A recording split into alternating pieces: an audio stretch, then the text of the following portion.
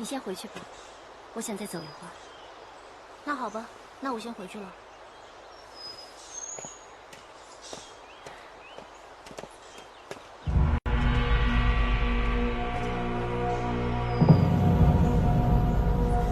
阿香，来，再吃块点心吧。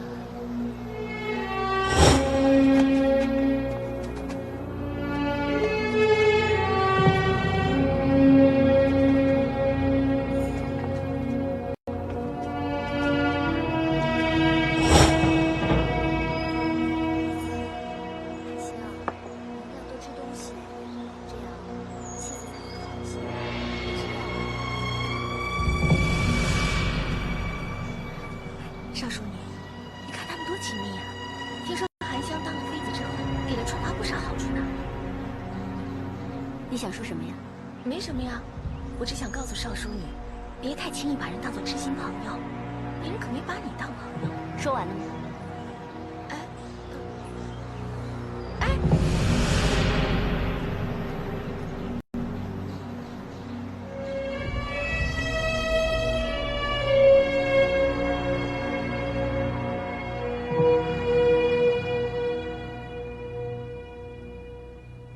我和韩香恋曲是凭着自己的技艺，可以好好的在月宫局做事。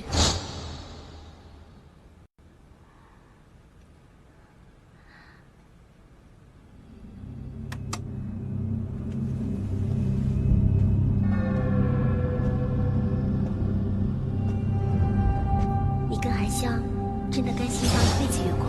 不是甘心，而是乐意。比起以前我们在宫里的生活，在月宫局做月宫已经很好了。而且奏乐是我们最大的兴趣，就像你喜欢跳舞一样，不是吗？不管皇上封不封你为妃，最重要的是你要过好自己的每一天。我和韩香恋曲也是凭着自己的技艺，可以好好的在月宫局做事。不管皇上封不封你为妃，最重要的是你要过好自己的每一天。少淑女，你看他们多亲密呀！听说韩香当了妃子之后，给了春华不少好处呢。我只想告诉你，百珍妃之所以能当嫔妃，全是靠春华当军师。我和韩香恋曲也是凭着自己的技艺，可以好好的在月宫局做事。你看他们多亲密啊！我不是甘心，而是乐意。韩香当了妃子之后，给了春华不少好处，而且奏乐是我们最大的兴趣。别太轻易把别人当做知心朋友，别人可没把你当成朋友，别人可没把你当成朋友。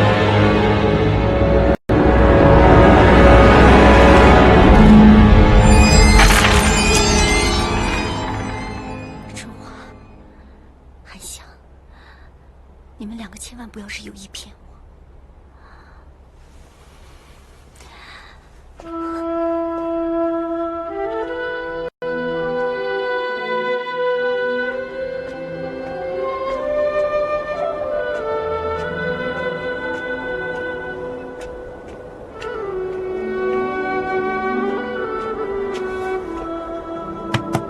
春华，春华。春华，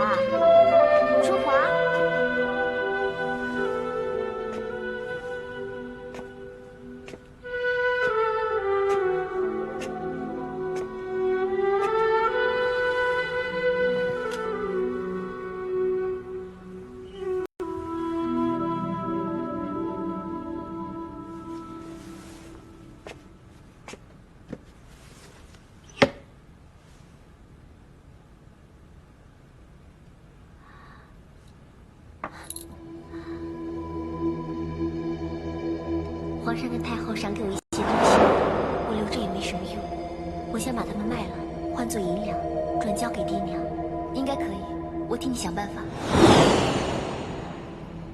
这不是我托春华交给太监拿去变卖之物吗？怎么会在这儿？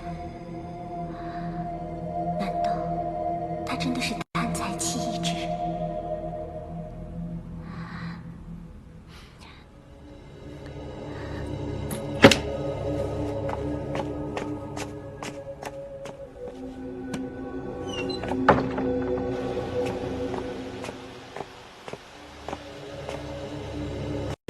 这是北京城中最贵的琵琶，驾驭春华姐的琴艺，一定是此曲只应天上有，人间哪得几回闻？怎么，学起人家念诗来了？一想到等一下春花姐可以为我弹奏一曲，我便诗兴大发。不过这琵琶真的很漂亮。当然漂亮，花了3两金子，都够买2亩地了。这么贵啊？嗯。哎，对了，春花姐，什么时候第一次弹奏？我功不可没，应该有我听的份儿吧？我第一次弹奏，要弹给韩香听。虽然是你买的，不过这钱可是他出的呢。也是，那你答应我，我要当第2个听曲的。好，我答应你。一言为定啊！那我先走了。嗯。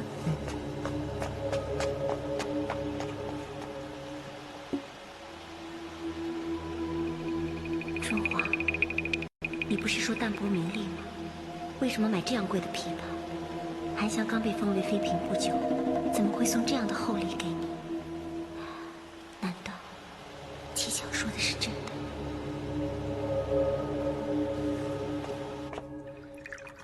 爱妃能和百宸妃和睦相处，朕真的觉得很欣慰。臣妾答应过皇上，要做一个不妒不恨的贤德妇人，让后宫风平浪静，好让皇上安心治国呀。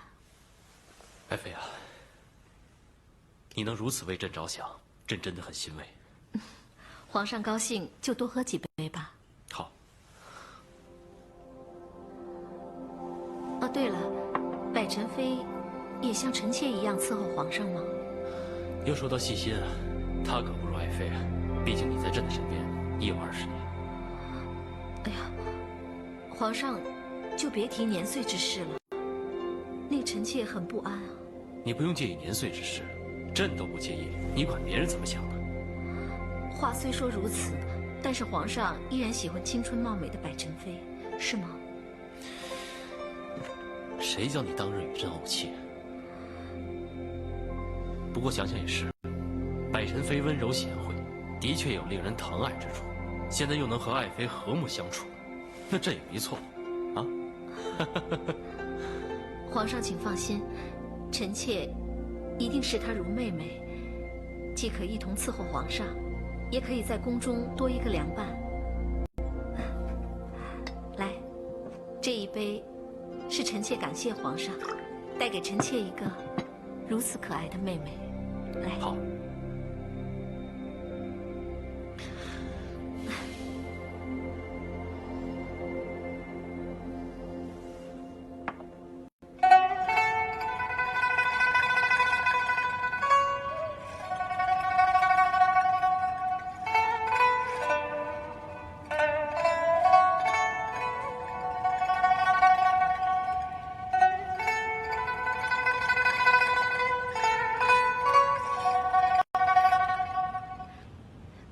百妃娘娘，你觉得这琵琶音色如何？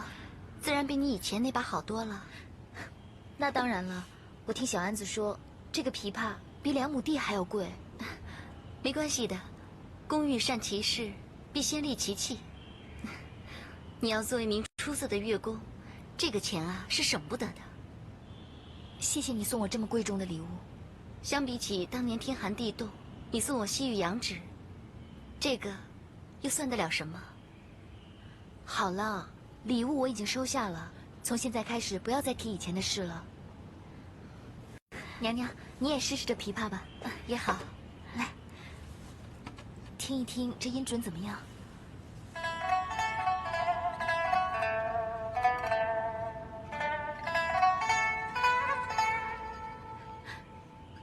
如何？真好听。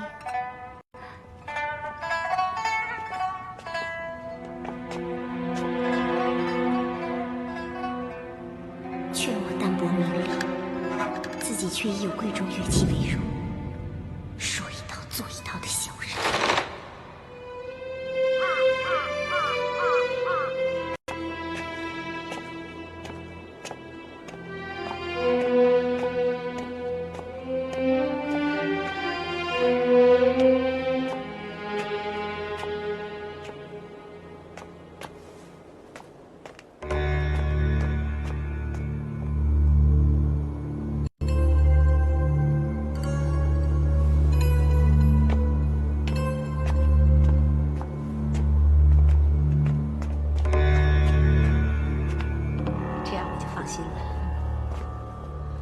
李上宫，何思珍，我是专程过来想请你们帮忙的。你是专程来找我的？你们出去吧。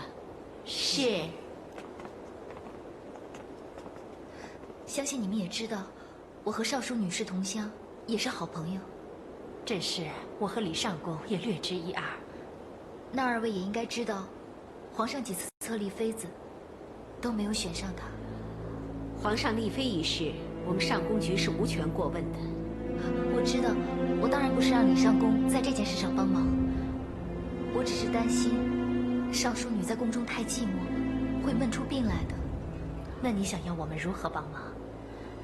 我希望何思珍能够答应我，平日里让少淑女到思珍房走动走动，她要有兴趣也可以跟着宫女们学做首饰，这样她生活有了寄托，心里也会舒服一些。我思珍房是没有问题，但李上宫，这是否有违宫规啊？一般来说，思珍房，闲人不可随意进出，但如果少淑你有兴趣想看一下的话，也是可以来长长见识的，应该不会有微词的。李上宫，那您是答应了？那你就让少淑女有空便到思珍房来看看吧。有什么事，我一人承担。谢谢李上宫，谢谢何思珍。你回去吧。是。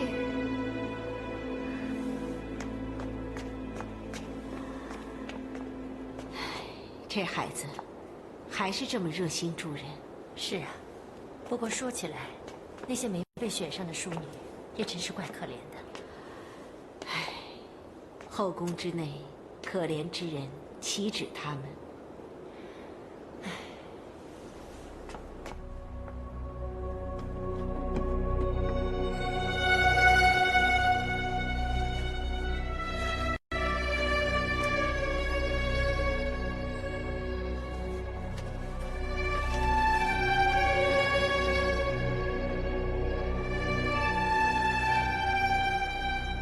娘，我在宫中碰到之前替代我进宫的李子云，她现在用了我的名字，叫邵春华。能够与她重逢，我本来很高兴，也把她视为知己。但现在，我不知道她对我到底是真情还是假意。如果你们能在我身边，该有多好！你们一定可以告诉我。他到底是一个什么样的人？少淑女，你来干什么？我有一件事情，不说心里不舒服的。从你的嘴里能说出来什么好话？你还是走吧。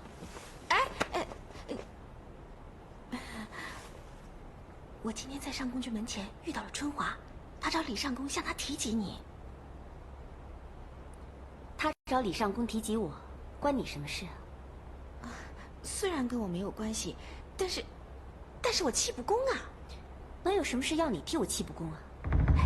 他竟然说皇上好几次册立妃子都看不上你，说你心气太高会出问题的，求李上宫收留你到思珍房学做首饰，找点活干看。他真的跟李上宫那么说？就是，你是淑女，身份比我们宫女可高贵多了，他怎么能让你纡尊降贵，让你去给其他后妃做首饰？那要给人知道，你的脸往哪儿搁呀？他还说什么？他口中当然说的冠冕堂皇的。他说他怕你寂寞，左思右想想出病来，这样便可以有个寄托，日子也容易过些。李上宫见他把你说成这样可怜，就答应他了。可怜，我好歹也是个淑女，也是皇上未过门的妻子，我用不着一个宫女来可怜我吧？就是，少淑女，我还得提醒你一句，千万别听他的，不能去思珍房。要知道，在后宫当中是沉沦易，登高难。你朝夕与那些宫女相伴，想让皇上对你另眼相看，那可就难了。韩香已经当了妃子，她俩又是好姐妹，迟早也会把春华带到皇上跟前。现在先把你撵出局，省得日后多个人跟她争宠。我只想提醒你一句，你别太简单了，知人知面不知心。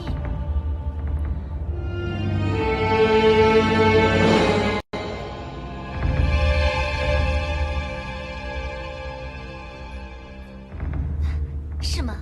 现在李尚宫答应青姿去思珍房学做首饰了。是啊，我看青姿一个人在以霞殿，日出等日落的过日子，整个人啊是越来越憔悴了。她到思珍房走走，好歹有人陪她说说话、聊聊天儿。是啊，一直以来我都觉得她在以霞殿一个人挺孤单的，现在这样的安排啊，真是好。希望她能开心吧。以前呀，我们两个还有时间去陪她练练舞，但是现在还要你花时间来看我。你知道就好，所以赶快收拾你悲伤的心情，好好做个快乐的妃子。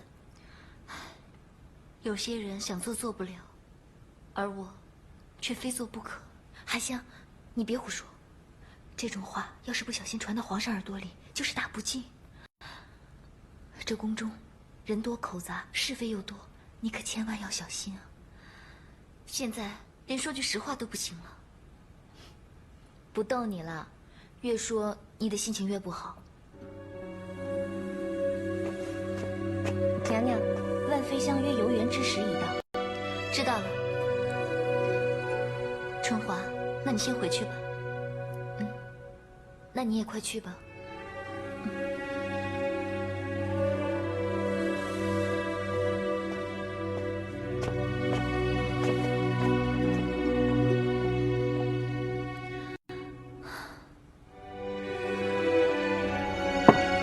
少淑女，吃饭了。我不想吃，你拿下去。多少吃一点嘛，等一下你又饿了，我还要再去拿，还要看他们的脸色。我说了不吃，你没听见吗？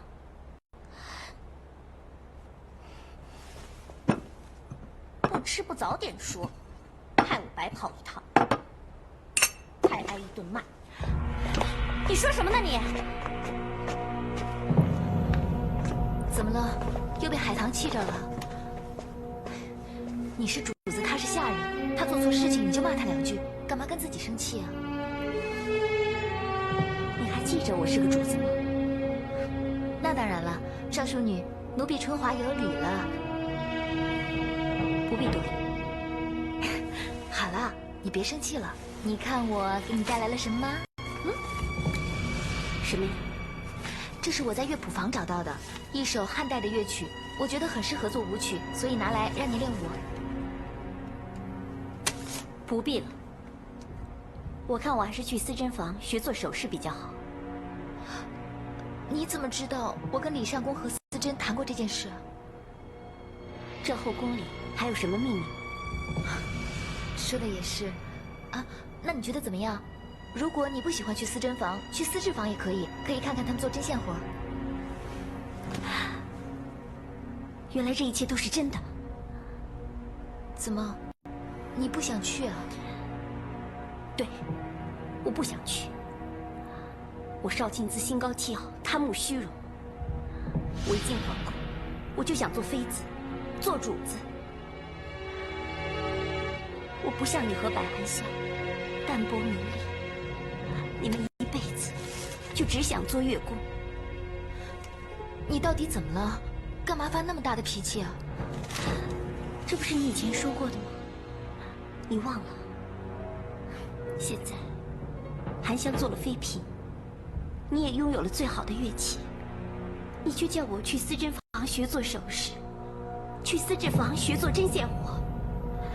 你是不是嫌我这个没有被册封的淑女还不够惨，还要让我自贬身份去做宫女干的活？青姿，你别误会，我不是那个意思，我只是不想你在这里自怨自艾的过日子，想让你多去外面走动，心情就不至于那么烦闷了。够了，你的好意我心领了。我问你，你说你不爱财，为什么我托你帮我变卖的东西，到现在还放在你的房里？还有，你说你不贪名利，百寒香对你重礼相送，不就是希望有一天你和他一样得到皇上的宠幸？你趋炎附势，亲近百寒香而疏远我，你这个忘恩负义的小人，忘了我爹娘曾经是怎么对你的！骗子！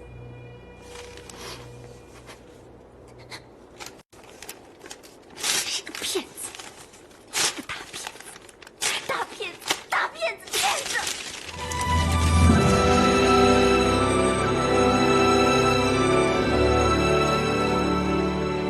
青子，我真的听不懂你在说什么。你对我是不是有什么误会？我怎么误会你了？我不想听你编的花言巧语。你给我走！青子，闭嘴！我的名字是你这个月宫叫的，你给我滚，滚呐！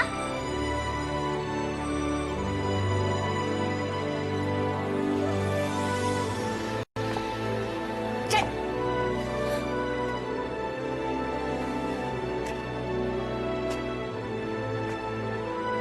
你要走，不该向我这个淑女行个下礼吗？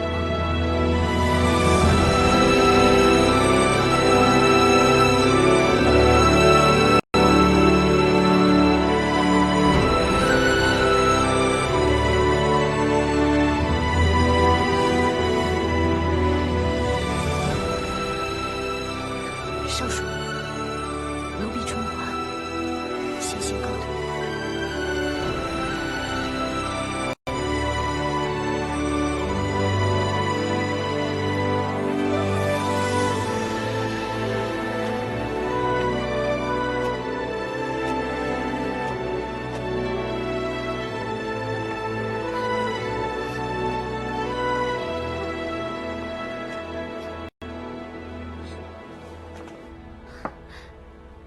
怎么会这样的？你对青姿那么好，她怎么会突然翻脸不认人呢？我猜想，当中一定有误会。不如我去找她谈一谈。我觉得现在不适合找他谈这件事，等他心情平静以后再说吧。你说的也是，她现在在气头上，无论我说什么，她都听不进去。你和少淑女的感情一向很好，怎么会突然之间变成这样啊？我真的不知道发生了什么事情。春华，你别难过，等她冷静之后，我想青姿她一定会明白，你所做的一切都是为了她好。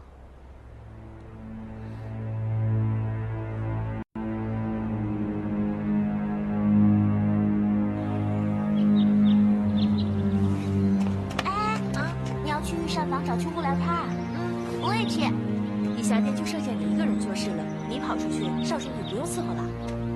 管他呢，脾气越来越古怪。前两天啊，连月宫局的春华都给骂出去了。春华跟少淑女不是很好的朋友吗？就是啊，我从御膳房回来的时候啊，看见她铁青着一张脸，满地都是她撕碎的乐谱。这两天啊，春华就再也没有来找过她。说翻脸就翻脸啊？那你可得小心点儿。我才不怕他呢！快走吧，谁想看到他天天那样？走吧，爱怎样就怎样。咱们去找秋姑聊天。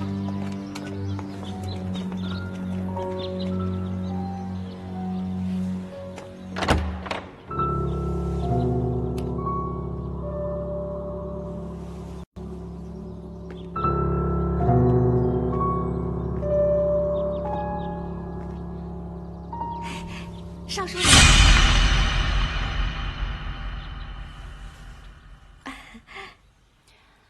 你来干什么呀？又有什么传闻要告诉我？我来啊，不是要说什么的。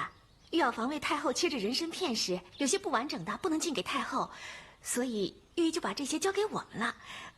我自己又舍不得吃，所以就拿来给你泡茶喝。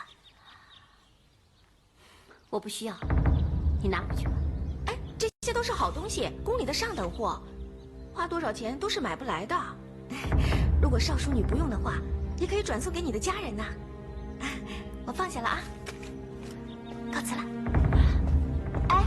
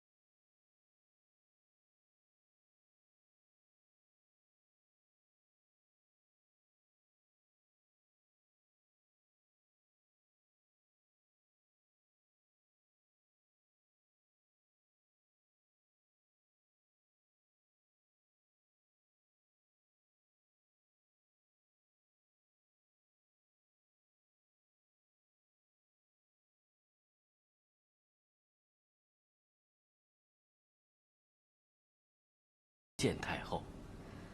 你们下去吧。是。太后召下官前来，可是身体有不适啊？庆幸啊，近日身体别无异况。只是听闻钱太后染病多日，久未见她在宫中走动了，所以特意关心一下。钱太后觉得头痛耳鸣，倒也是这个年龄常见之疾呀。哦，那如果一直这样下去，会不会有性命之忧啊？这虽不是急性恶疾，但处理不当的话，可能会致命。处理不当的话，就有可能会致命。那他该怎么医治呢？除了服药以外，切忌心烦易躁，不能过度的思虑，要静心修养，这样就不会有太大问题了。啊，那就有劳张太医为钱太后小心医治了。太后放心，下官一定尽心为钱太后治病。好，这样哀家就放心了。下去吧。是，微臣告退。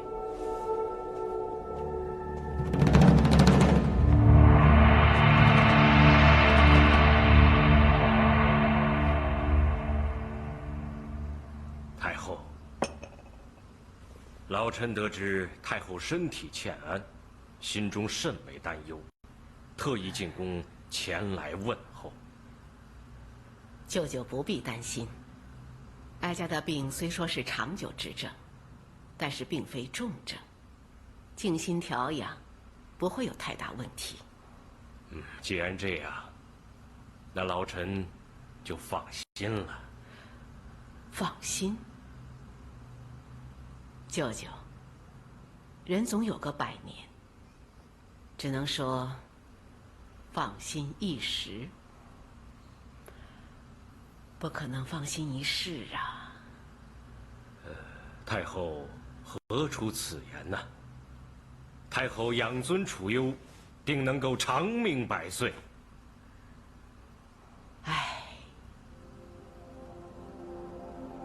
哀家进宫以来，深得先皇的宠爱，立为皇后。哀家的外戚也是深受皇恩，虽然并无子嗣，但是自问此生已无大憾事。唯一放心不下的，就是在100年之后，钱潘两家在朝中能否有一席之位呀？太后所言极是，正所谓谋事在人，成事在天。太后和老臣都已经尽了人事啊。对了，舅舅难得到宫中来，要不要与亲自见上一面？如果要的话，哀家派人通传，让他过来，与舅舅相见吧。不用了，他太令我失望了，不见也罢。希望他能多加反省，自己想方设法得到皇上的宠幸。说起来，这孩子也怪可怜的，孤身一人在宫中，既得不到皇上的宠幸，又没有亲人接应啊。那都怪他既无手段又无运气。太后啊，老臣真是所托非人呐。这也不是他的错。为了我们钱潘两家在宫中的势力，把他送进宫中，牺牲了他一生的幸福，对他来说也十分残忍。舅舅，你不要逼他太急了。太后所言极是，可是要是不逼他，让他在宫中这样无名无分地过上一辈子，这岂不是更为不堪啊？说的也是啊。可是，又有什么办法能够让他有进展呢？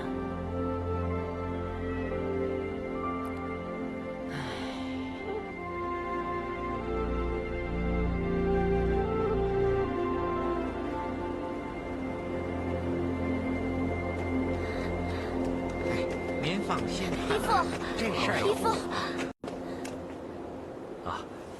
赵公公，麻烦你稍等片刻，我跟女儿略谈几句。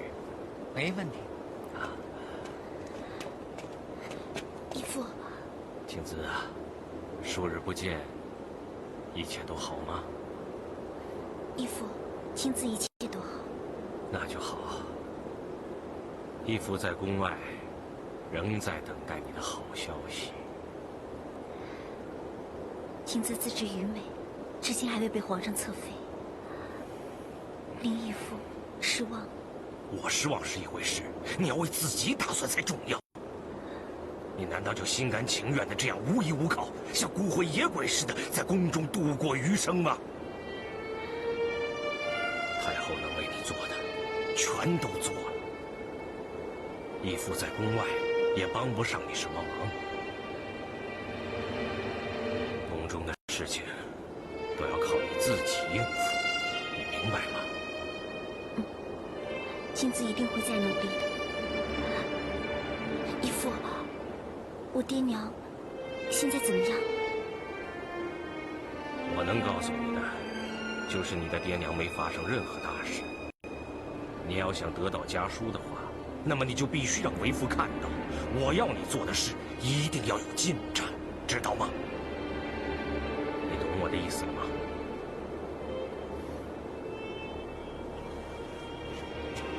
我的话说完了。赵公公，麻烦你前边带路。潘大人，请。请。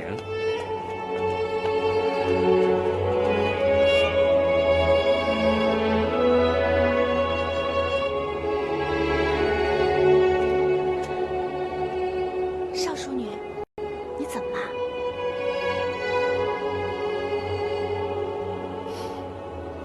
哎呀，你别这样，我先送你回去吧。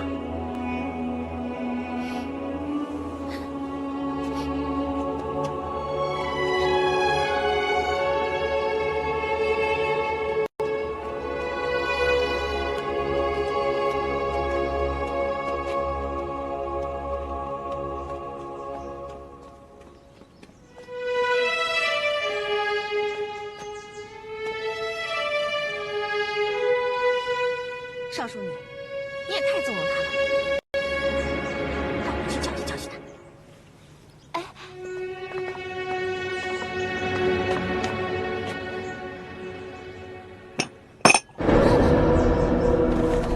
你干嘛？哎呦，真不好意思啊，我没想到少淑女殿前会有人坐着瞌睡，吓着你了吧？你分明就是故意的，还装作无心。故意怎么了？现在是什么时辰？你还在这儿打瞌睡？啊？你主子刚去哪儿了？你怎么不跟着呀？你是谁啊？少淑女还没骂我呢，你跑出来凶我，凶你怎么样？参你一本也是可以的。疏忽职守，对主子不敬，但这2条罪，求你在司政房待3个月都是免不了的。出来之后，你是想到浣衣局洗一辈子的衣服，还是到无痕殿去伺候那些垂死的老宫女啊？你可以自己选择。你吓唬谁呢？哼，你不相信啊？好啊，跟我去问问我姑姑林思正，看我背的这些宫规到底熟不熟。你以后再让我看见你这样怠慢少淑女，你就等着去司政房辩解吧。还不向少淑女道歉？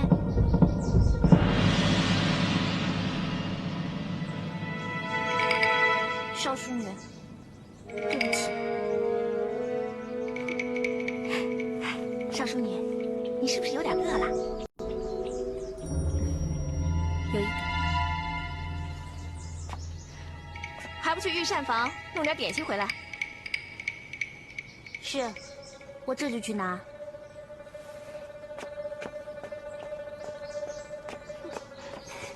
刚才真要谢谢你啊。哎，这有什么呀？他们这些人啊，最欺软怕硬，你不能纵容他放肆，忤逆了主子。我也没有办法，我在宫中无权无势，他们自然要做比较，难免会趋炎附势。你坐吧。谢谢少淑女。对了，没人的时候叫我青姿就好。是，青姿。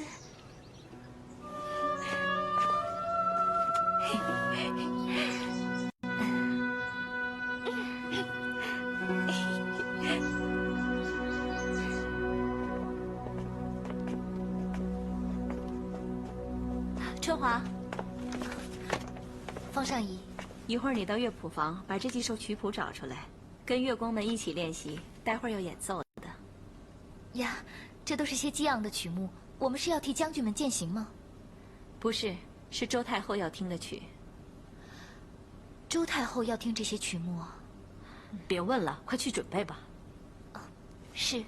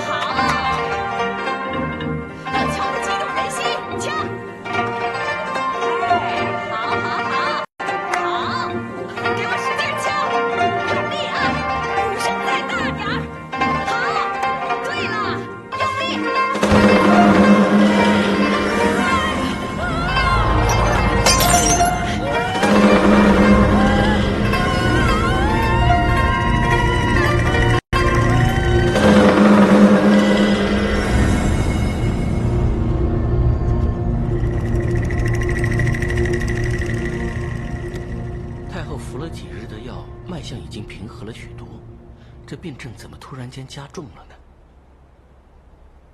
太后静养了几天，头痛耳鸣的症状已有减退，但是今天周太后那边传来嘈杂的乐声，令太后坐立不安。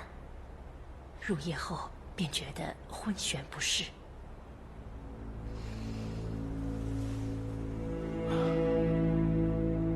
太医啊，哀家的病情如何呀？啊，太后放心。下官另开药方，太后服用之后便会舒坦些。不过太后此症仍需静养。太后也知道，怎奈周太后那边……刘嬷嬷，周太后也许是一时起兴，过些时候就会平静下来。太后先休息。下官立刻回御药房，派人煎药，马上给太后送过来服用。那就有劳太医了。刘嬷嬷在，送太医。是。下官告退。张太医，请。好。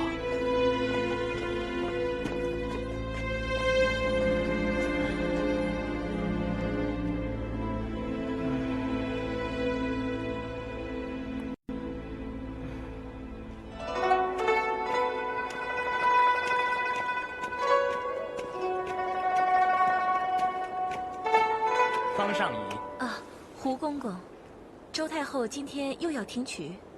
正是。太后今日是否有指定的曲目？周太后对昨日的乐曲非常满意，着方上仪派回昨日乐工到寝宫再奏便是。好，我马上派人过去。周太后为何突然喜欢如此激昂的乐曲？还是不知道原因的好。春华，召集昨天的乐工到周太后寝宫奏乐。是。